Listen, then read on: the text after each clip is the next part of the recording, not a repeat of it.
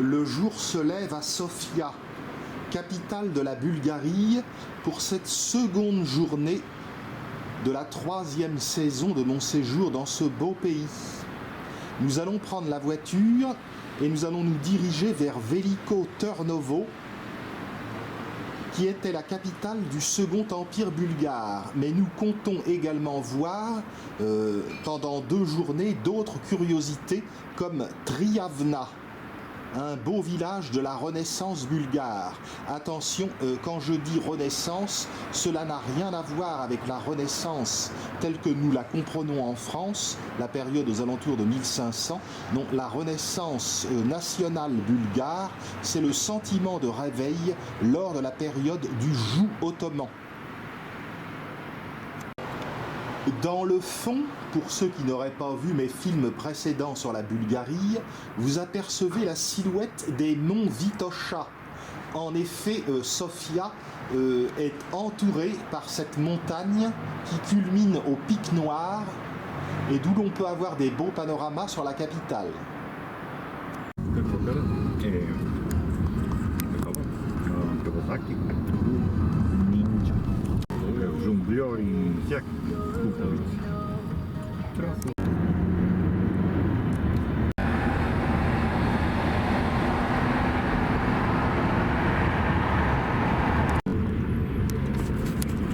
La Bulgarie et ses nombreux parcs. La proximité du stade Vasil Levski.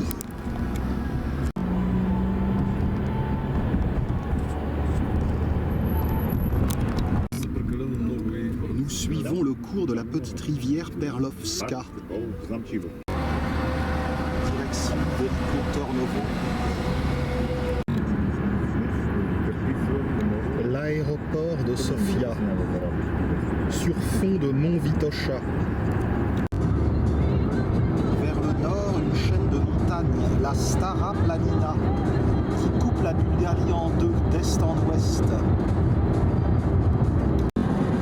Le versant sud de la Stara Planina est la plaine de Thrace, dont la capitale est Plovdiv, jusqu'à la frontière grecque et les Rhodopes.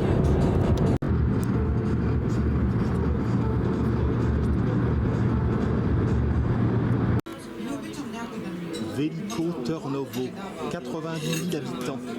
Une ville qui s'étage sur des collines, un rocamadour bulgare. C'est une ancienne capitale, celle du Second Empire bulgare.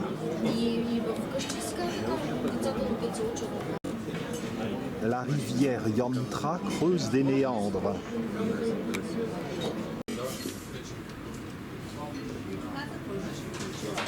Le monument des frères Azen et la galerie d'art. La ville moderne de Veliko Trnovo ne présente pas un intérêt majeur. Un esprit très orientalisant. Dans un square de la ville moderne, le monument de la mère Bulgarie, ou la mère patrie.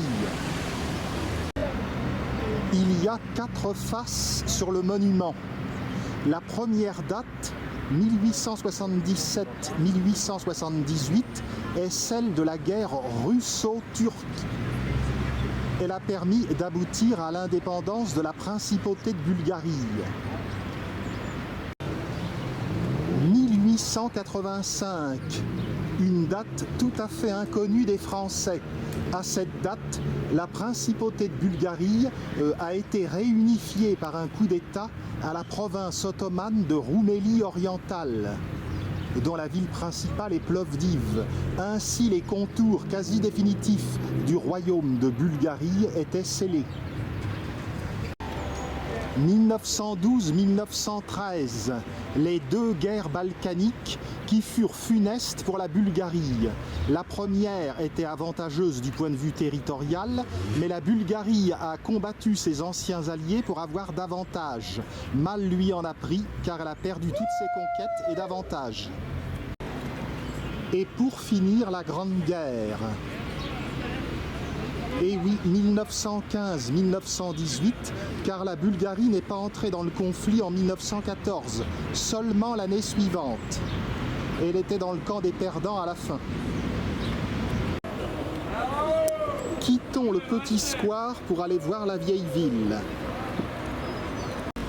En Bulgarie, il faut faire attention où l'on marche, car les pierres sont souvent descellées.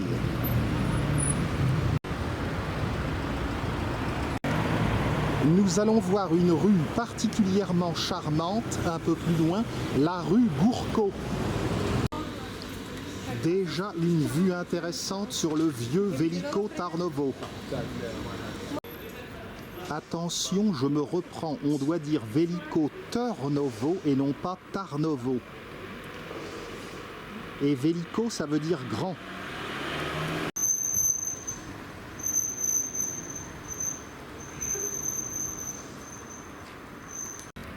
En Bulgarie, comme je l'ai dit dans un film précédent, la coutume est d'afficher dans la rue les noms des personnes décédées récemment et les photos. Rocamadour, Pont-en-Royan, non, Veliko Trnovo. Et plus on approche, plus le site prend de l'ampleur.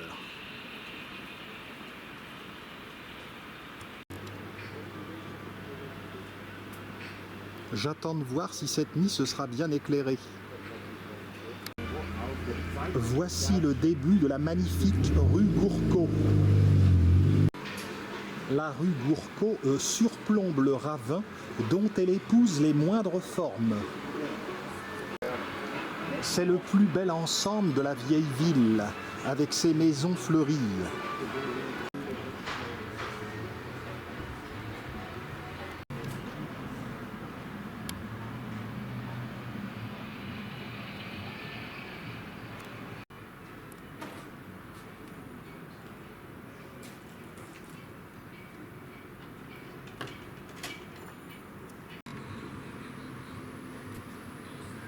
Échappant à la circulation automobile, la rue nous ménage un moment très tranquille.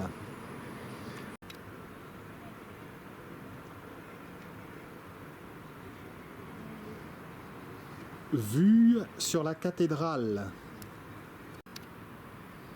le monument de la dynastie des Assénides, celui des frères Hassen.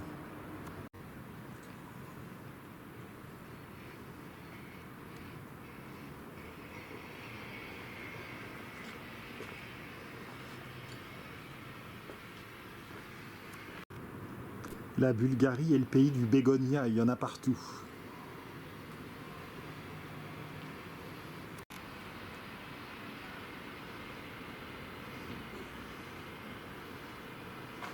Sans aucun doute, l'une des plus belles choses que j'aurais vues pendant mon court séjour en Bulgarie.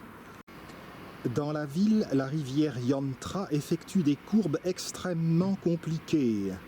Hélas, elle est cachée par la végétation.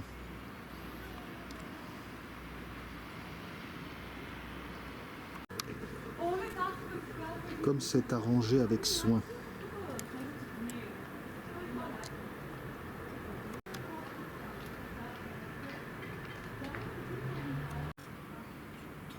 L'hôtel Gourko.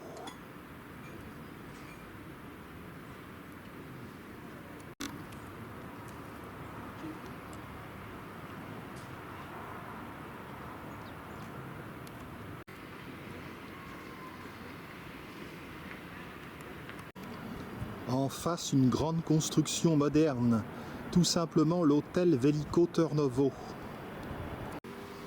Il paraît que beaucoup d'Anglais se sont installés dans cette rue.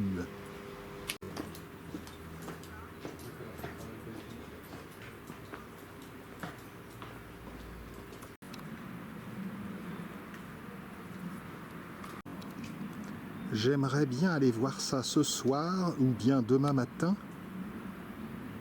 C'est l'un des points les plus caractéristiques de la ville. On se dirige vers Tsarevets, la colline sur laquelle se trouve la citadelle des tsars, les tsars Hassanides. Au XIIe, XIIIe et XIVe siècle, en effet, les Tsaracénides régnèrent sur le Second Empire bulgare, qui s'étendait de la mer Noire à la mer Égée et à la mer Adriatique. En regardant en arrière, la ville nouvelle qui cède la place à la ville ancienne.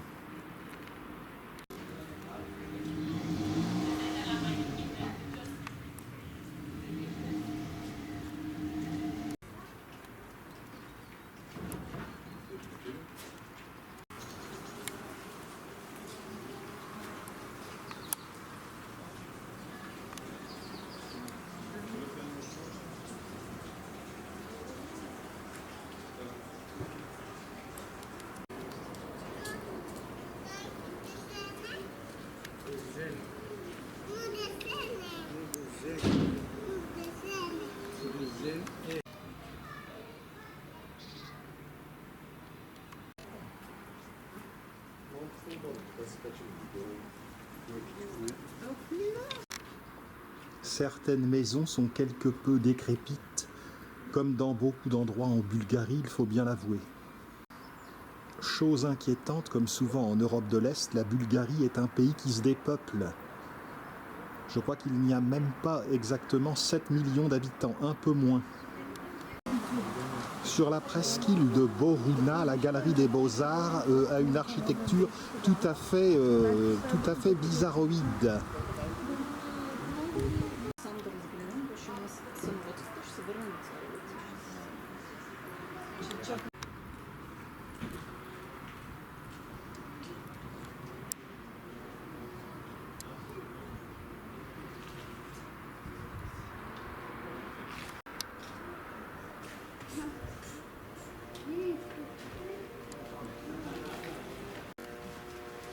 Ce Gourko était donc un général.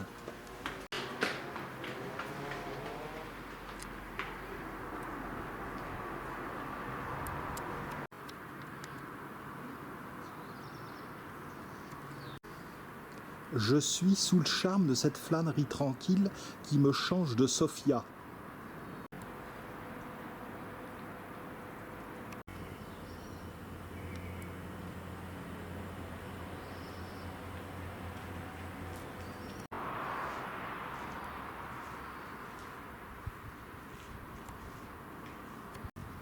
Montons en direction de la cathédrale et de Tsarevets.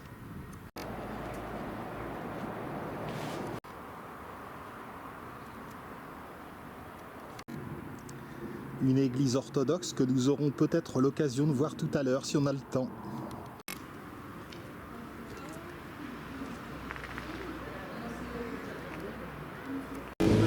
Nous rejoignons la rue Ivan Vazov. Vous savez, l'écrivain, le Victor Hugo bulgare. Le musée archéologique de Veliko Trnovo.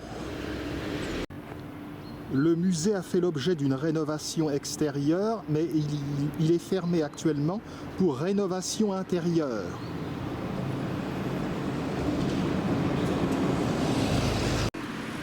C'est tout à fait dans la façon bulgare.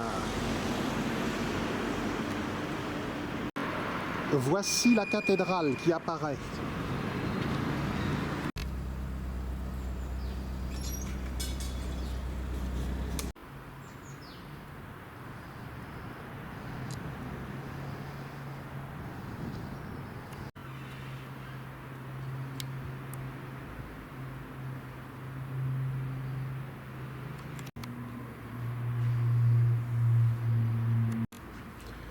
On n'a pas le droit de filmer dans la cathédrale, mais vous ne manquez rien, elle est très abîmée à l'intérieur.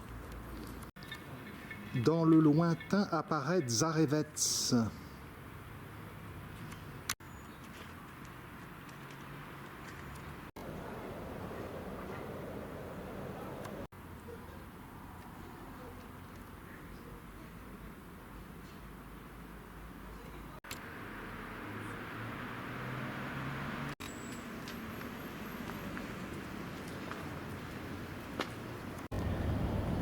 chose curieuse, de grosses bouteilles d'eau sur les trottoirs.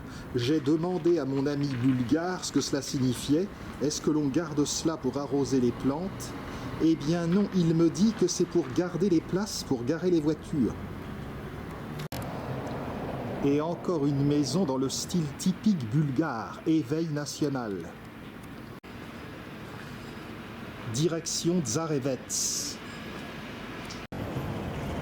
Car aller à Veliko Trnovo sans voir Tsarevets, c'est comme aller à Paris sans voir la Tour Eiffel. Des panneaux pédagogiques ponctuent la ville, mais ils sont en bulgare et en anglais. Sur cette carte de Veliko Trnovo, vous vous rendez compte des méandres de la Yantra. Tsarevets, la forteresse, est sur cette colline. Il y a une autre colline en face, Trapezitsa.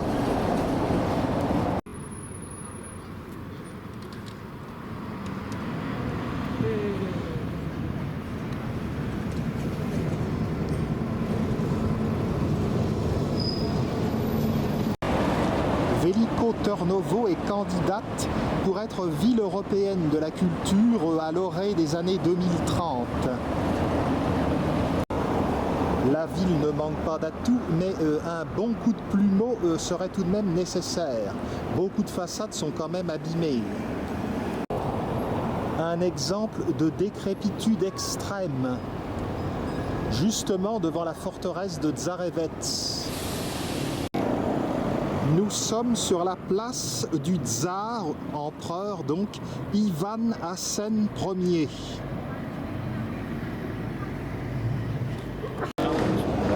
Voici une représentation schématique de cette citadelle, autrefois le palais royal de la dynastie des Hassanides. Vue sur la cathédrale.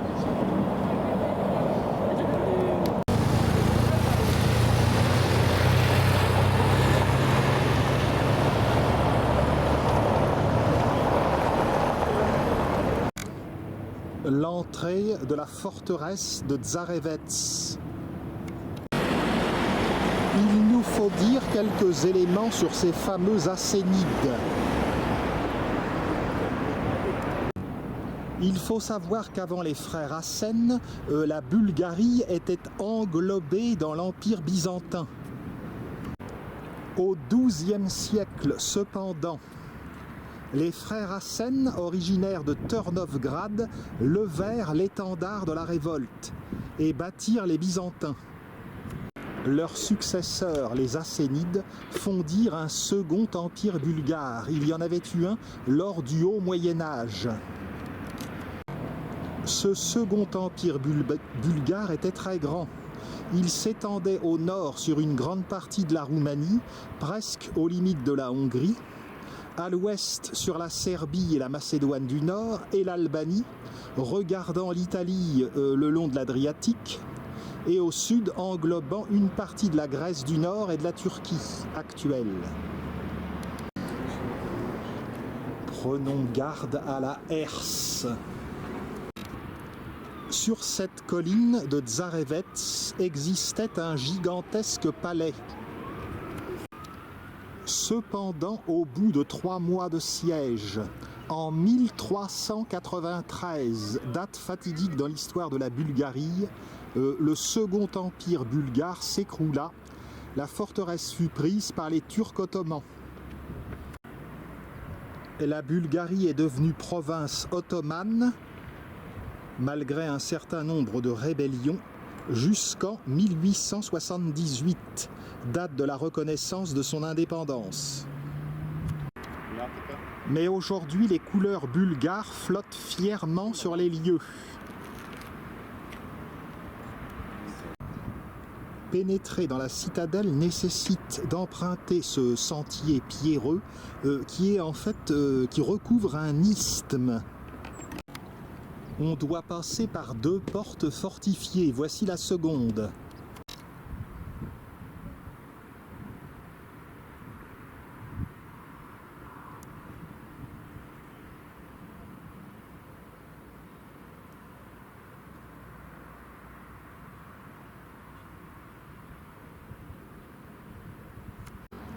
Les Turcs ottomans ont détruit la majeure partie du complexe. La citadelle est dominée par la silhouette de l'église patriarcale de la Résurrection.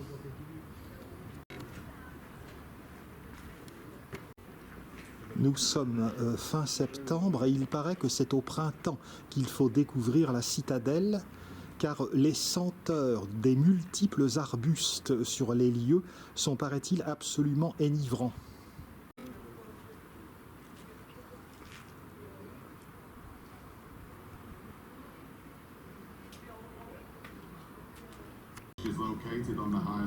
Voici une représentation de ce qu'était la Grande Tarnovo au XIVe siècle, une capitale aujourd'hui tombée dans l'oubli.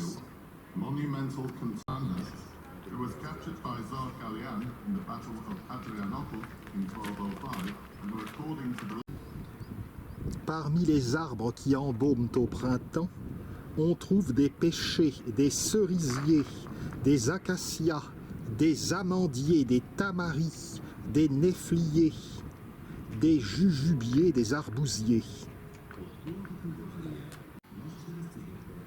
Tsarevets est le lieu périodiquement d'un spectacle son et lumière extraordinaire. Hélas, je ne suis pas tombé le bon jour.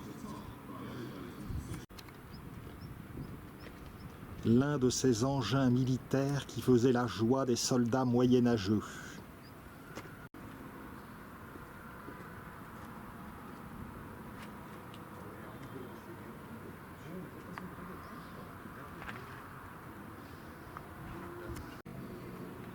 Il nous aurait fallu un viollet-le-duc local pour nous refaire un Carcassonne bulgare ici.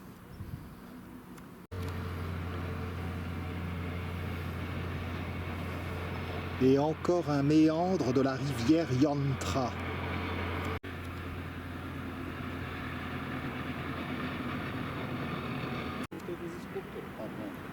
De ce côté, c'est le quartier de Sveta Gora, la Sainte Forêt.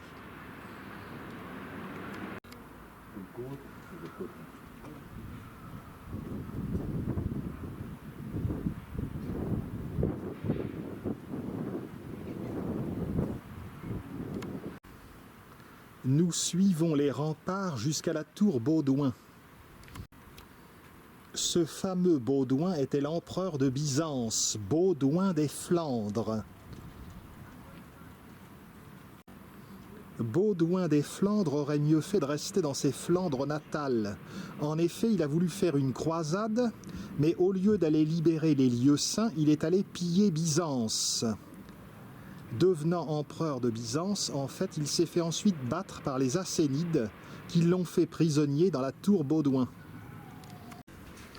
Baudouin des Flandres fut battu par le tsar bulgare à la bataille d'Edirné, Andrinople. C'est en 1205 qu'il fut battu et il fut enfermé donc dans la tour Baudouin jusqu'à sa mort en 1206, l'année suivante. Les circonstances de sa mort, sans doute de son assassinat, restent méconnues. La légende dit qu'on lui coupa les mains et les pieds et qu'on l'abandonna dans la forêt où il mourut 3 jours après.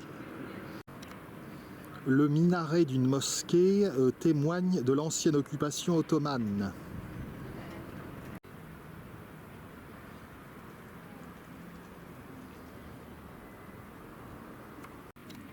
L'église patriarcale de la Résurrection.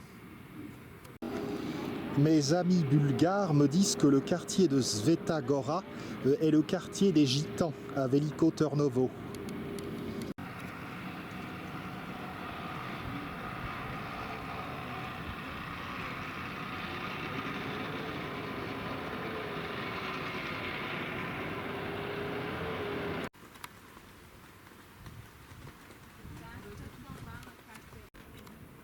On arrive à la tour Baudouin. Le Baudouin en question était né à Valenciennes en 1171.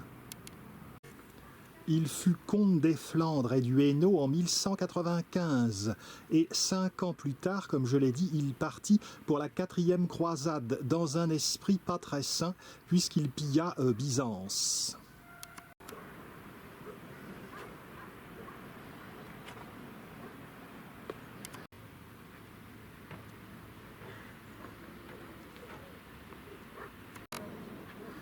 La tour Baudouin est une tour carrée et crénelée.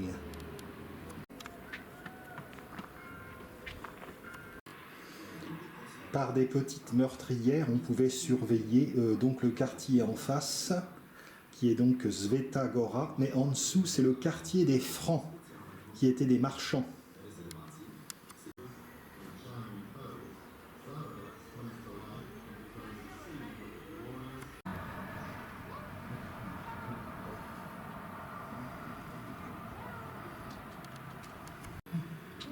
De la tour, on aperçoit un parc d'attractions, Bulgarie miniature.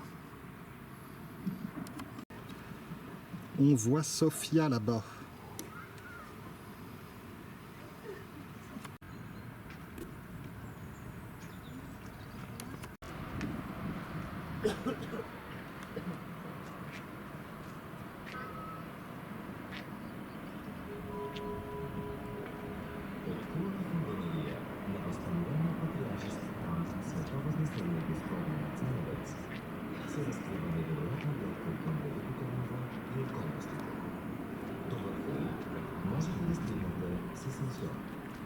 There is a breathtaking view of the Lipa Tournament from the tower of the Patriarch Church of the Estate.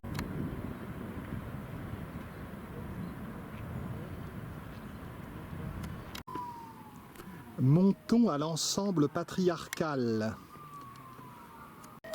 L'église de la Résurrection et son donjon sont une reconstruction récente.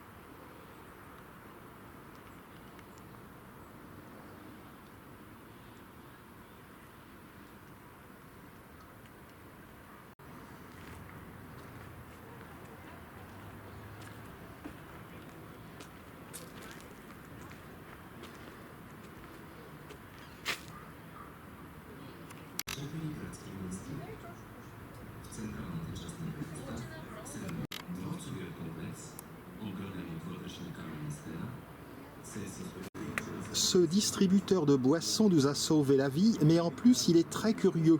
Vous allez voir son fonctionnement.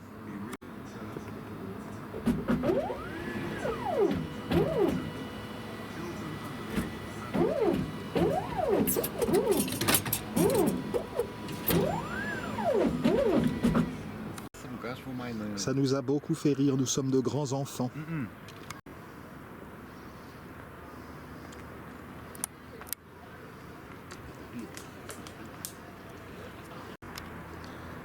En contrebas, le quartier d'Azenov, avec de merveilleuses églises.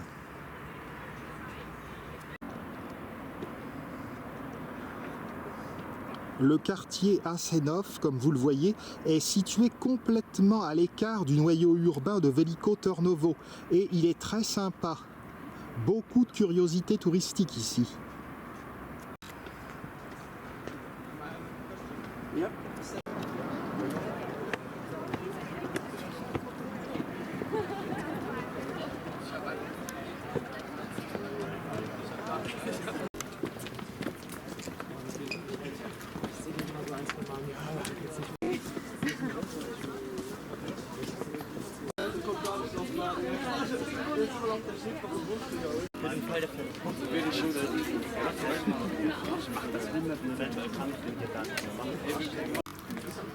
Le site résidence du patriarche tel qu'il était au XIVe siècle. Et il paraît que les fresques intérieures étaient éblouissantes. Tout cela a évidemment été détruit par les Turcs.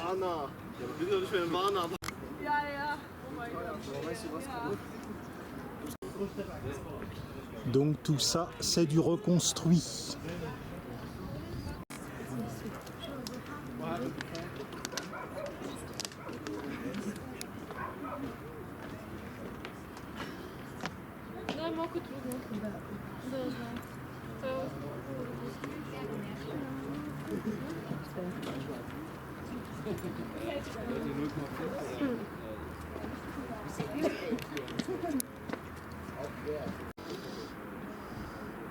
Le rouge, sang des patriotes, le vert de la terre bulgare, le blanc de la paix.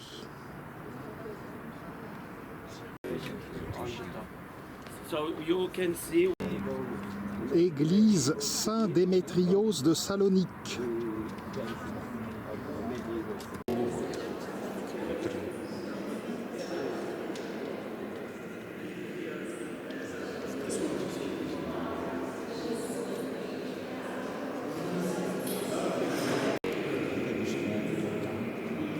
Les tons lugubres s'accordent avec le caractère tragique de l'histoire de la Bulgarie.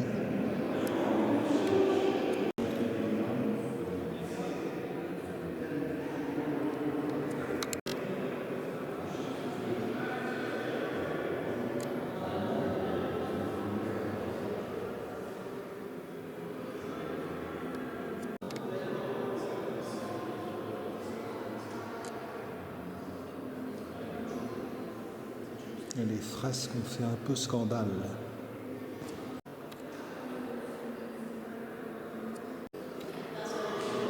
Ça ressemble à un train fantôme, plus qu'à une église.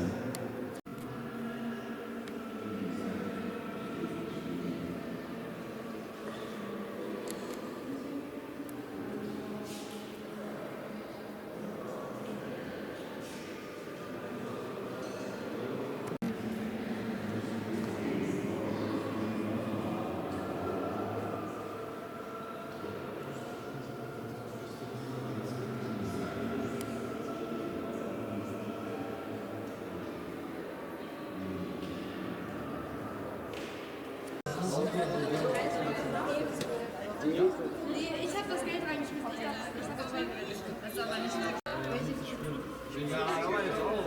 Nicht mehr was?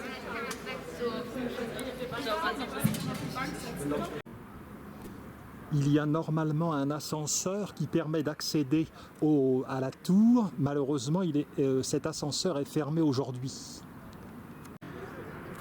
En contrebas du parvis, on emprunte un sentier vers les ruines du Palais Royal.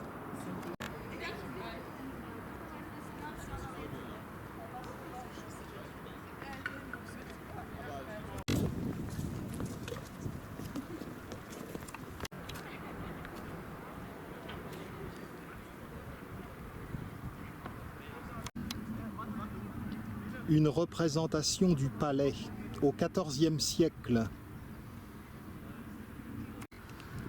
Et évidemment, il ne reste guère grand-chose.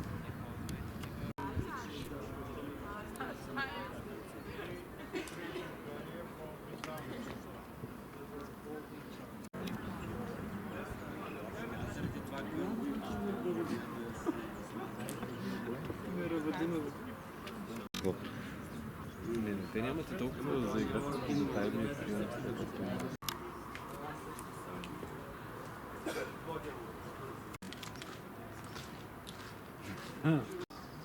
Les ruines plus ou moins restaurées du Palais Royal. De l'autre côté de la Yantra, la colline de Trapezitza.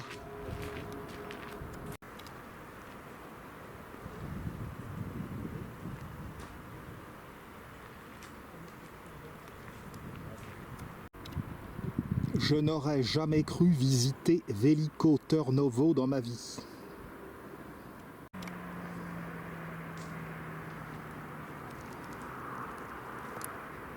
Le site a dû faire le bonheur des archéologues.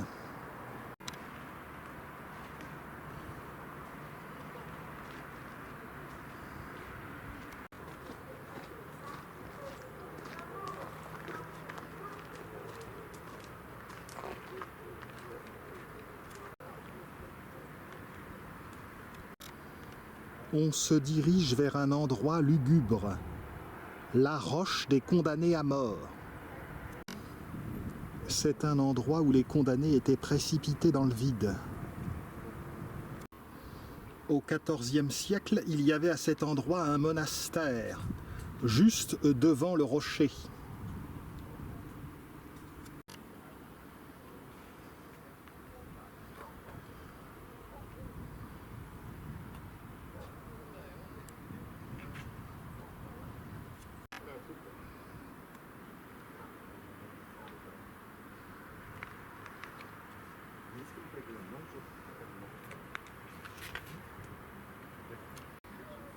C'est la pointe nord de la colline. Donc les condamnés à mort étaient précipités dans le vide avant de se briser les os plusieurs dizaines de mètres plus bas.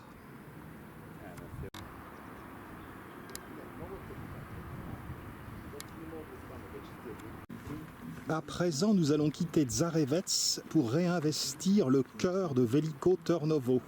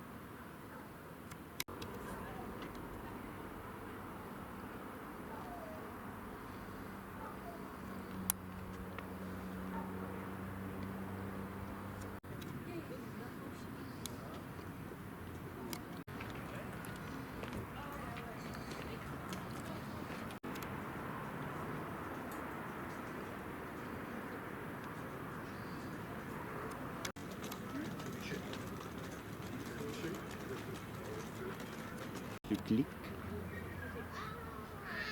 Catapulte. Un dernier regard sur cette forteresse de Tsarevets qui devait être dans les années 1100, 1200, 1300 quelque chose d'absolument splendide et extraordinaire. Quel vandalisme! Mais après tout, en France, il y a également de nombreuses choses qui ont été détruites, comme le château des Tuileries, le château de Saint-Cloud.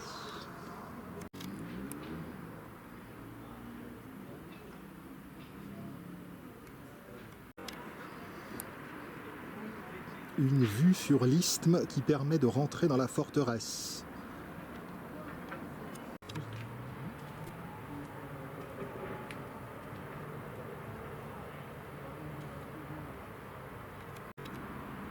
Église Notre-Dame. Église des 40 martyrs.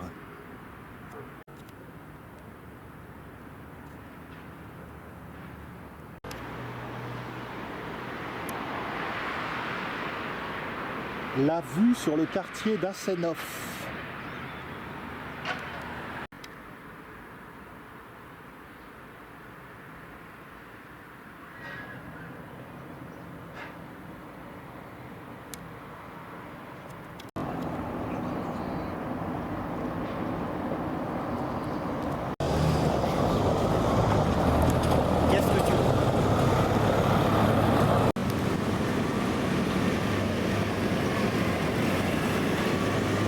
Les amis bulgares eux-mêmes reconnaissent qu'il faudrait vraiment repeindre toutes ces demeures et que c'est un peu honteux que ça soit laissé comme ça.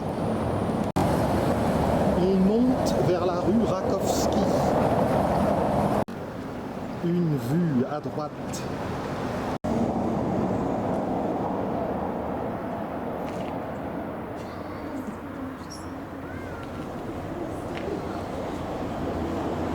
D'un intérêt un peu limité.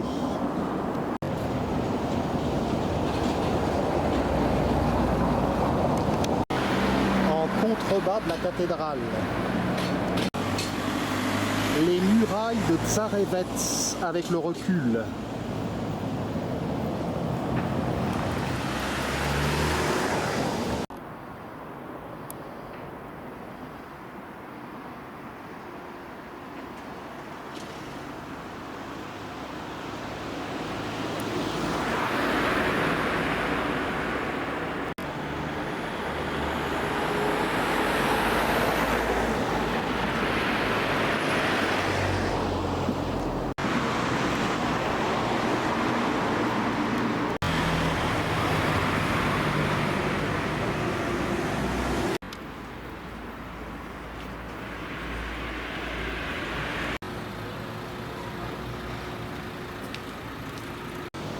un certain Nicolas Piccolo, mais dont la réputation est tout à fait piccolo, car nous ne savons pas du tout ce que c'est. Qui c'est?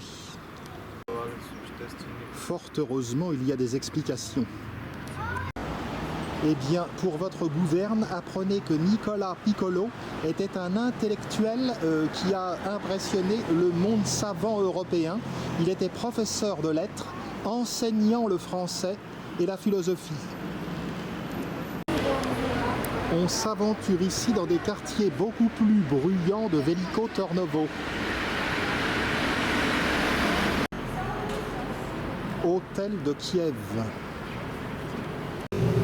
Place Velkova Zavera, avec son obélisque.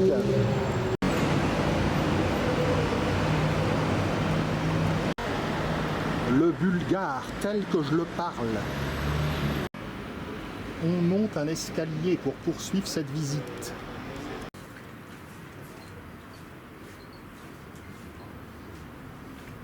Lorsque les Turcs eurent occupé Veliko Turnovo, les Bulgares s'établirent à l'ouest, c'est-à-dire par ici.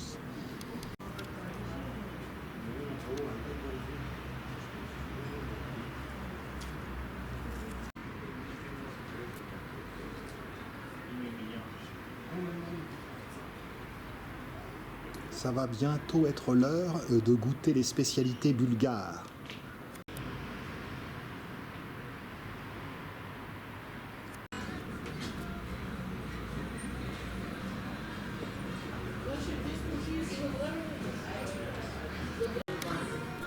Nous avons atteint la séduisante rue Rakovski, avec ses boutiques d'antiquaires, ses ateliers.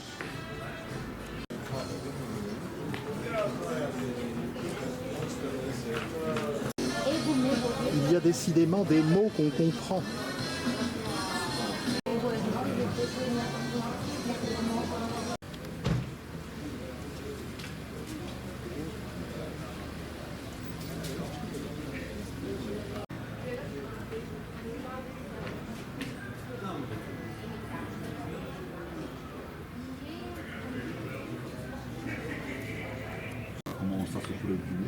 Aussi incroyable que ça puisse paraître, ceci est un dessert turc.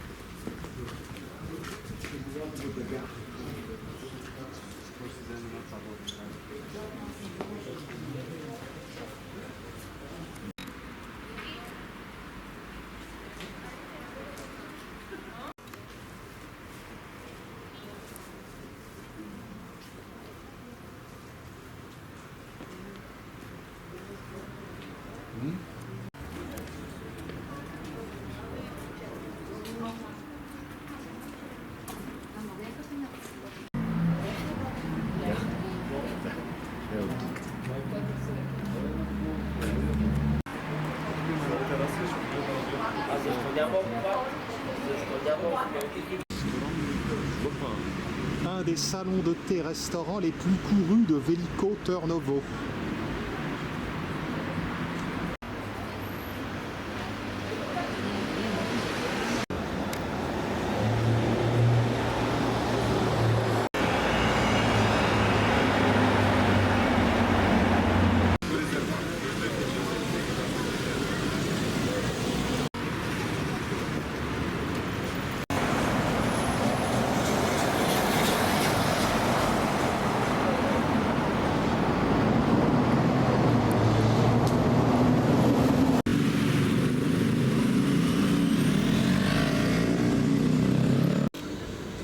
De nuit, au final, ça s'avère décevant, on ne voit pas grand-chose. Les restaurants en terrasse. L'hôtel Veliko Turnovo. Depuis un pont sur la Yantra, nous tentons d'aller voir le monument à la gloire des Assénides. Et nous allons voir malgré tout quand même Veliko Turnovo de nuit. Il s'agit du pont Stambolov, du nom d'un premier ministre bulgare qui, je crois, a mal tourné.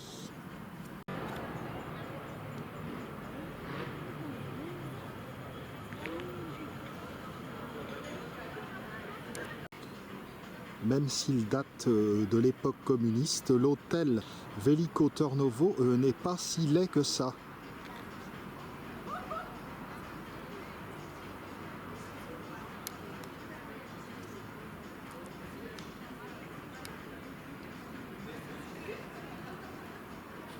Les lumières de la ville, comme dirait Charlie Chaplin. Mes amis voulaient voir le monument des Assénides dans la presqu'île de Boruna. Est-ce qu'on va bien voir ça dans la pénombre? La galerie d'art, elle, est bien illuminée.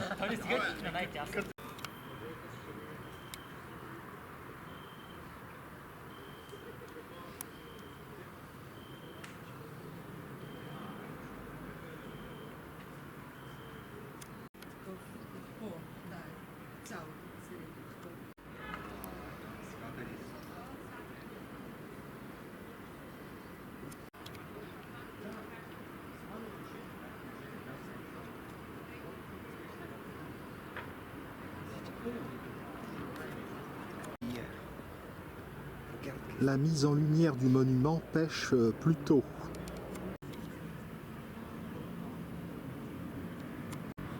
Les luminaires éclairent le sol, ce qui ne donne pas grand-chose. Et donc les statues sont très mal mises en valeur.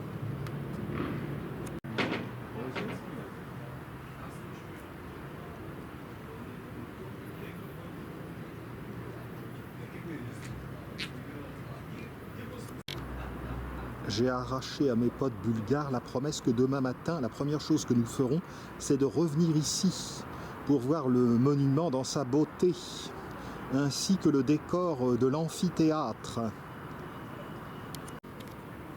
Je parle de cet amphithéâtre digne d'un rocamadour bulgare que nous ne voyons pas assez de nuit.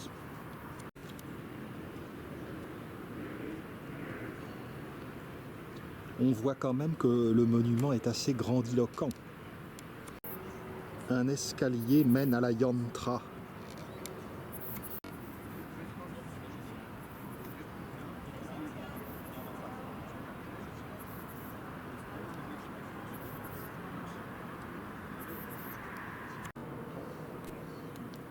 La galerie des Beaux-Arts est consacrée essentiellement à un artiste local, Boris Denev, 1883-1969.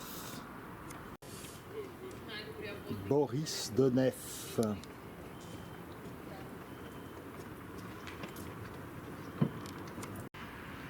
Le lendemain matin, dernière journée de septembre, il fait très beau. Et donc nous voici revenus pour voir le magnifique panorama. Le gardien de la galerie des Beaux-Arts.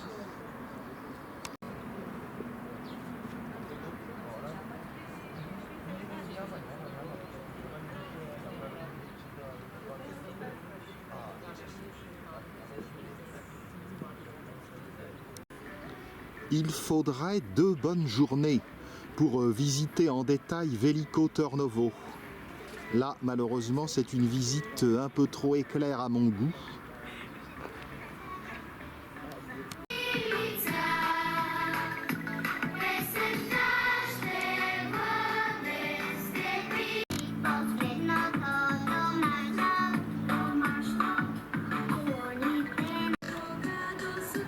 Voilà, le monument des Assénides nous apparaît. On peut s'en faire une meilleure idée. L'hôtel Veliko Trnovo est vraiment Veliko.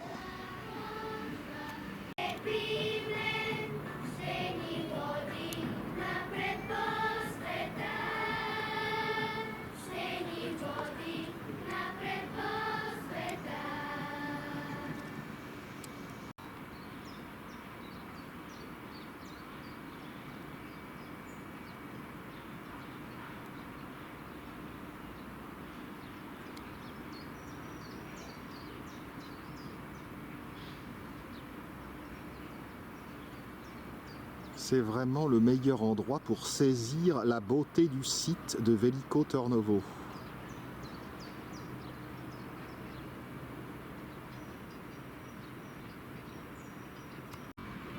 Le pont sur la Yantra que nous avons pris hier soir.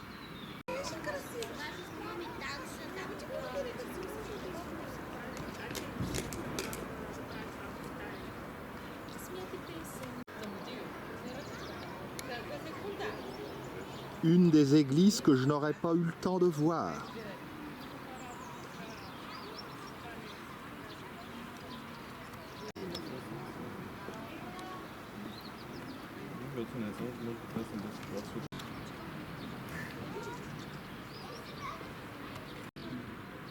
À présent, nous allons nous rendre dans le quartier d'Asenov pour essayer de voir une ou deux églises.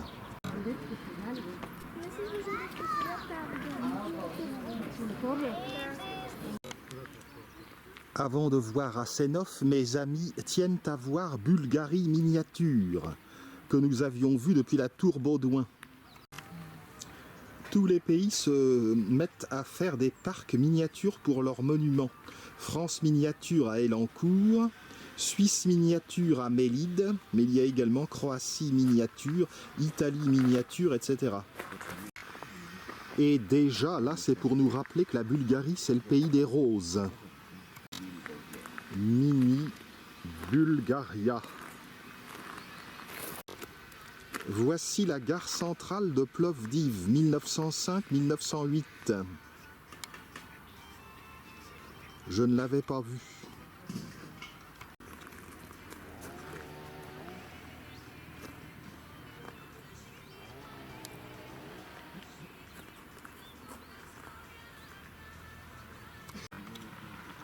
Le petit train ne circule pas. Les cheminots bulgares seraient-ils en grève?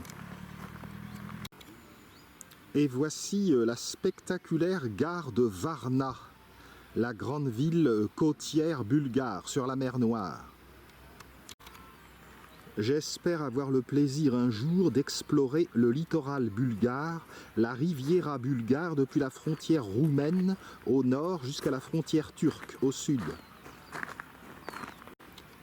La gare de Varna est plus tardive que la gare de Plovdiv. Elle date de 1925. L'aqueduc romain de Plovdiv.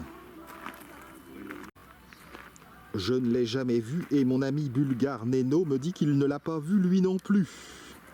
Eh bien, comme ça au moins, nous serons satisfaits. Par contre, ça je l'ai vu, c'est le fameux amphithéâtre de Plovdiv, d'origine romaine et qui a été mis à jour lors de fouilles entre 1968 et 1979. À l'origine, il datait de l'empereur Trajan, qui a régné sur Rome entre 108 et 114.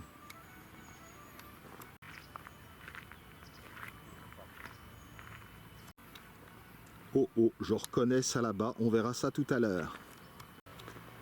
Voilà une curiosité que j'ai faite lors de ma première année de visite en Bulgarie, la forteresse d'Asenovgrad, qui se trouve à côté de Plovdiv.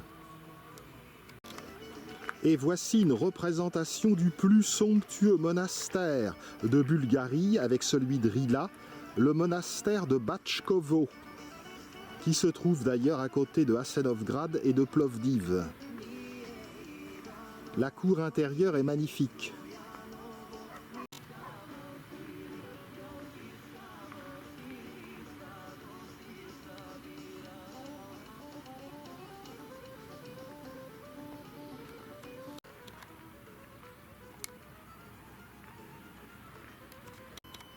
À l'ouest de la Bulgarie, le pont sur la Strouma, dans le village de Nevestino.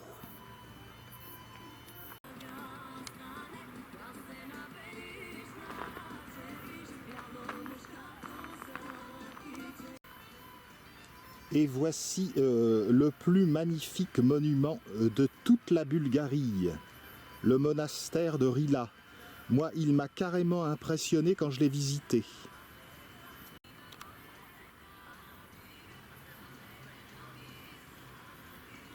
Certes, c'est du travail de faire une miniature, mais on ne se rend pas compte ici de l'ampleur, de la beauté du monument, avec ses fresques à l'intérieur.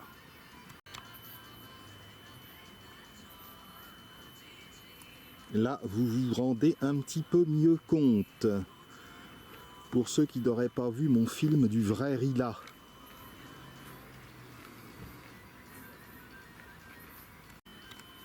C'est sous les arcades que se situent les fresques spectaculaires. Mes amis bulgares sont de retour à Sofia. Voici la rotonde Saint-Georges, qui est entourée par le palais de la présidence bulgare.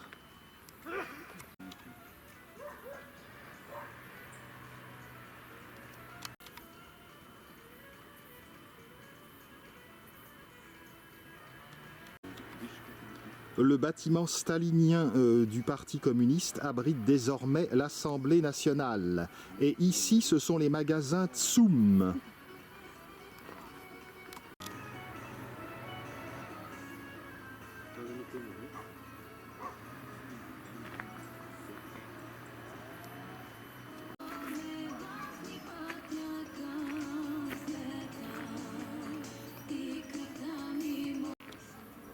La mosquée des Bains à Sofia.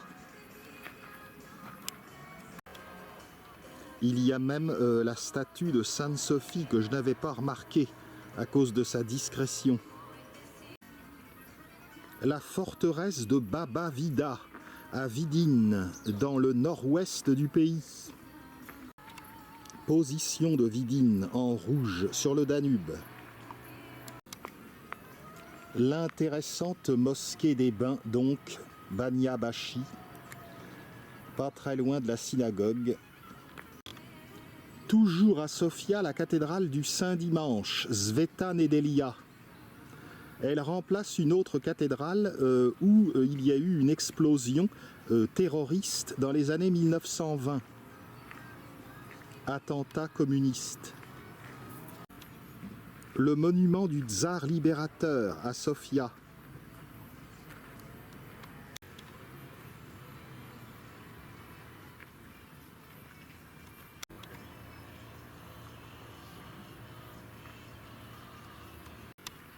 Le monument du tsar libérateur date de 1901-1903. Le bâtiment ici, c'est l'ancienne Assemblée nationale. Mes amis me disent que actuellement c'est fermé.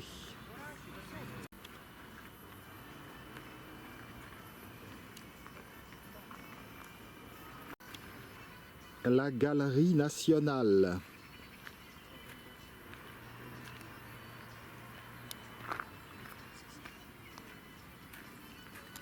Une aile abrite le musée ethnographique que nous avons visité hier. L'église que j'ai visitée hier dans le petit square au nom difficilement prononçable. Allons-y. Sveti Sedmo Chislenidzi. Cette église a été bâtie à l'emplacement de la mosquée noire qui avait été construite sur ordre de Soliman le Magnifique. L'église Saint-Nicolas, l'église russe de Sofia.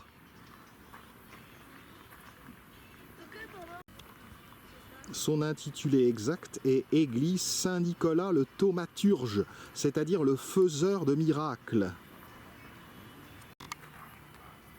Et voici le bâtiment du théâtre Ivan Vazov, que je n'aurais finalement jamais mieux filmé. Quant à la cathédrale Alexandre Nevski, au début, la première fois, elle me semblait kitsch. Mais plus je la vois, plus elle me séduit. Dans son style byzantin, avec ses dômes couverts de bronze.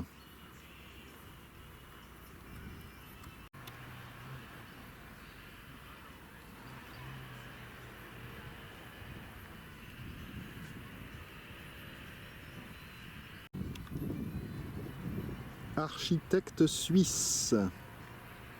Le théâtre date de 1906.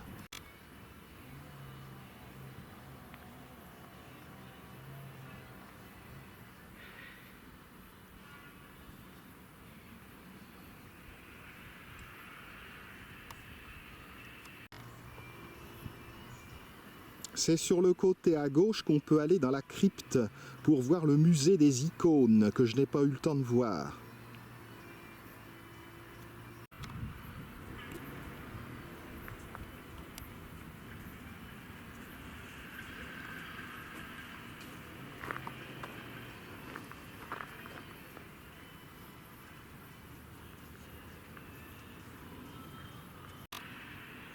Une des curiosités essentielles de Bulgarie que je n'ai pas encore eu le temps de voir, la forteresse de Belogradchik, intégrée dans d'impressionnants rochers.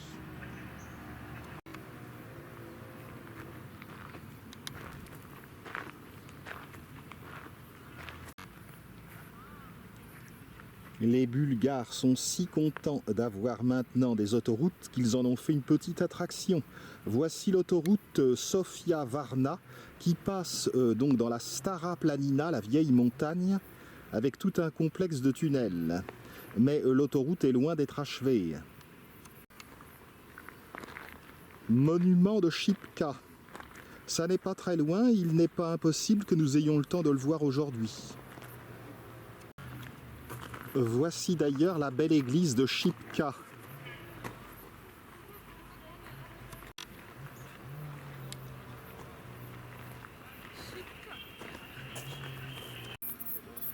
Le monument d'État des fondateurs de la Bulgarie à Choumen.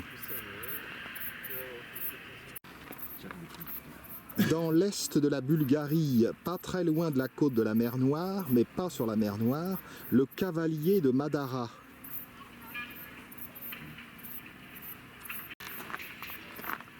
Ça me fait penser au Météore en Grèce. Dans le nord du pays, non loin de Roussé, le monastère dans la colline de Saint-Dimitar Bazarabovski.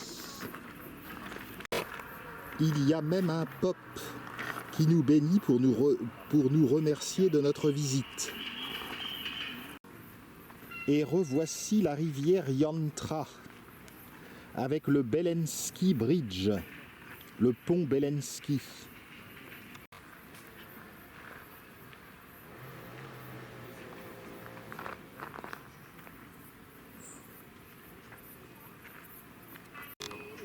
Nous sommes en contrebas de Tsarevets Tour-Baudouin et donc l'église patriarcale et son donjon. Voici un bâtiment construit par un Autrichien dans la ville de Roussé sur le Danube. Roussé pourrait avoir un grand potentiel touristique. Beaucoup de bâtiments tombent en décrépitude, mais c'est un peu comme Prague. Si on rénove tout, cela pourrait constituer un pôle touristique important. Représentation du port de Roussé sur le Danube. Ça me fait penser au roman de Jules Verne, Le pilote du Danube, dont quelques scènes se passent à Roussé. Un autre monument de Roussé. L'aéroport de Varna. À Varna, l'un des principaux monuments, la cathédrale de la Dormition de la Mère de Dieu.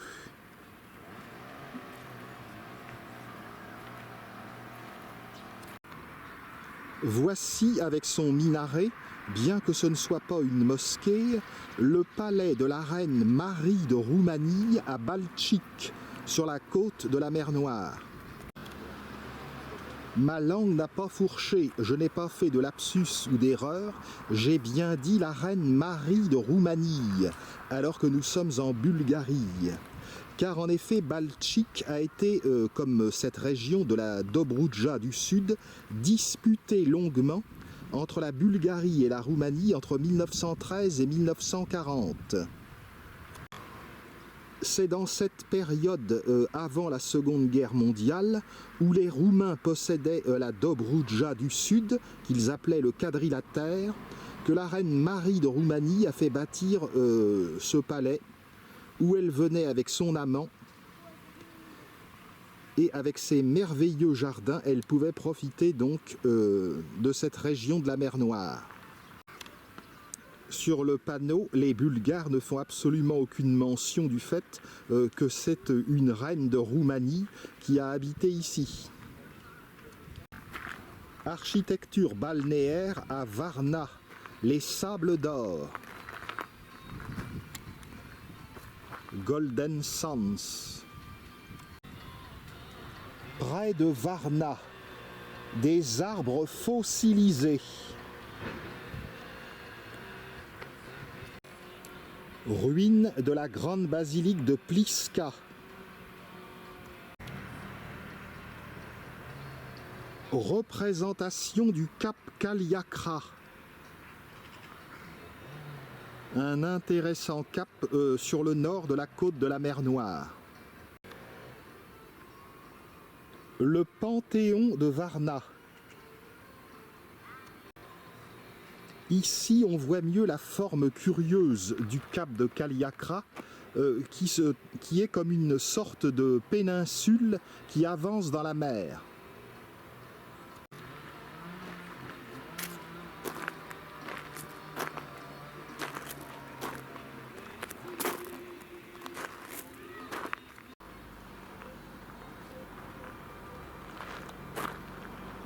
Qu'est-ce que cela? Peut-être le port de Burgas.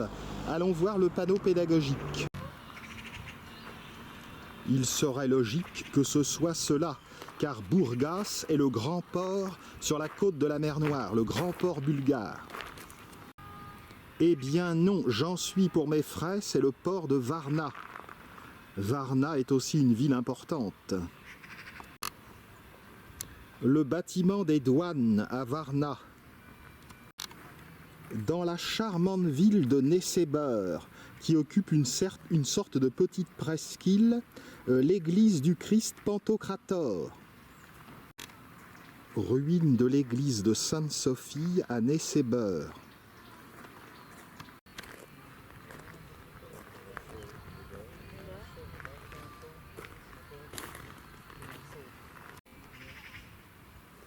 Le beau château de Xinograd à Varna, résidence d'été des princes Alexandre de Battenberg, du tsar Ferdinand de Saxe-Cobourg-Gotha et de Boris III. Et oui, on aime la Bulgarie. J'ai longtemps confondu les couleurs du drapeau de la Bulgarie avec celles de la Hongrie. Elles sont rouges, vertes et blanches toutes les deux. Mais le vert qui est au milieu pour la Bulgarie est en fait à droite et le blanc au milieu pour la Hongrie. Veliko Tarnovo, musée de l'éveil national et de l'Assemblée constituante.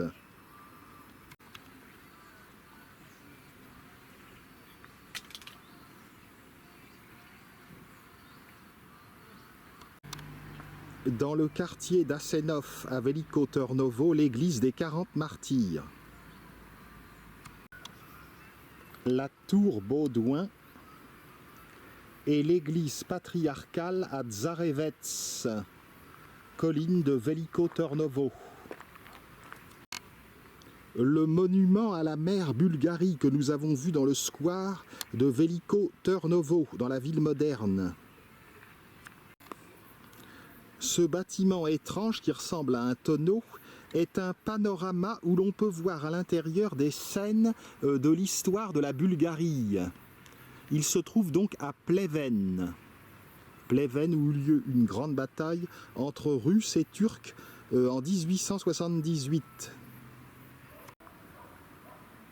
Église de l'Assomption à Gabrovo.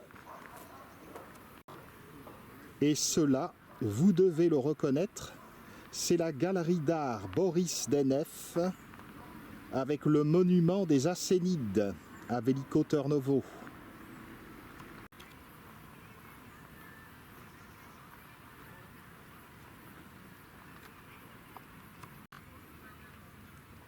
Voici la cathédrale qui ne nous a pas beaucoup plu, église de la Nativité de Marie. L'intérieur est affreux, très mal entretenu. À Burgas, voici la cathédrale des saints Cyril et Méthode. ceux qui ont mis au point l'alphabet cyrillique. Voilà, c'est pratique de faire le tour de la Bulgarie en même pas une heure. Asenov, car église Notre-Dame. Le pont sur la rivière Yantra.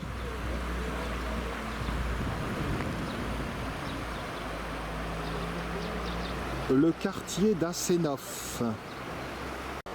L'église des 40 martyrs a bénéficié d'une bonne restauration cette dernière décennie.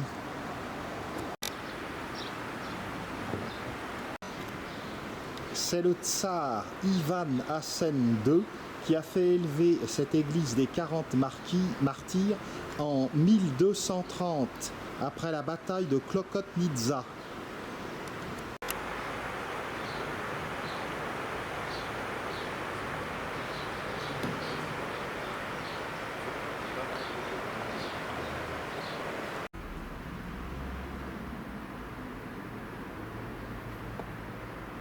Au XVIIIe siècle, l'église des 40 martyrs avait été transformée en mosquée par les Ottomans. Elle a été rendue au culte orthodoxe après l'indépendance de la Bulgarie en 1878. C'est d'ailleurs ici que le 22 septembre 1908, le tsar de Bulgarie, Ferdinand de Saxe-Cobourg-Gotha, proclama officiellement donc cette indépendance qui était de fait depuis 1878. Les puissances européennes reconnurent donc la Grande Bulgarie qui avait fusionné avec la Roumélie orientale en 1885. Le lieu constitue une sorte de nécropole des dynasties bulgares. On trouve également des tombes de Khan du premier empire bulgare. Il y a ici la tombe du tsar Kaloyan, celle d'autres notables et boyards du Second Empire bulgare et des colonnes gravées à la gloire donc des Khan du Premier Empire bulgare comme Krum ou également Omurtag.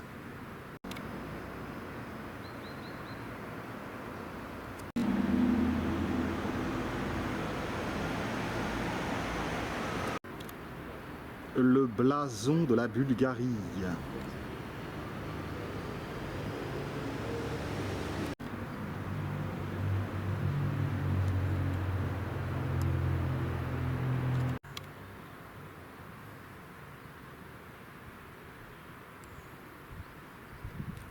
Cette plaque relate donc la proclamation du tsar Ferdinand le 22 septembre 1908. Donc, comme je le disais, toute vassalité de la Bulgarie vis-à-vis de l'Empire ottoman fut rompue définitivement ce jour-là, même si la Bulgarie, depuis 1878, n'était plus vraiment partie intégrante de l'Empire ottoman.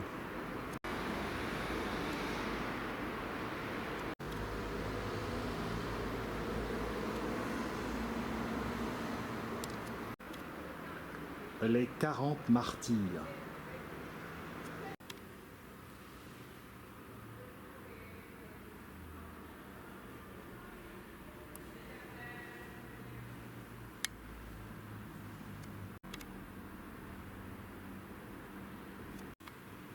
Voici les colonnes gravées à la mémoire des Khan, des tsars anciens.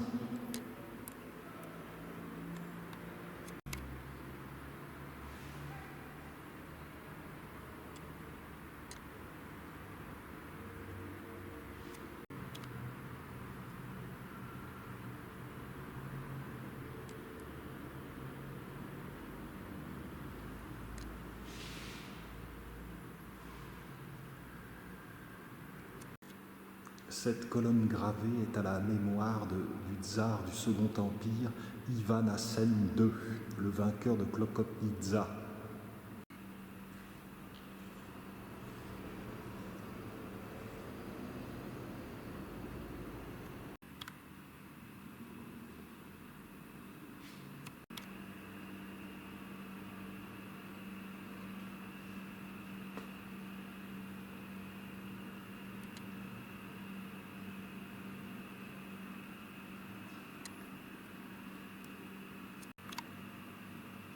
Une sorte de fontaine de Trévis, mais sans eau.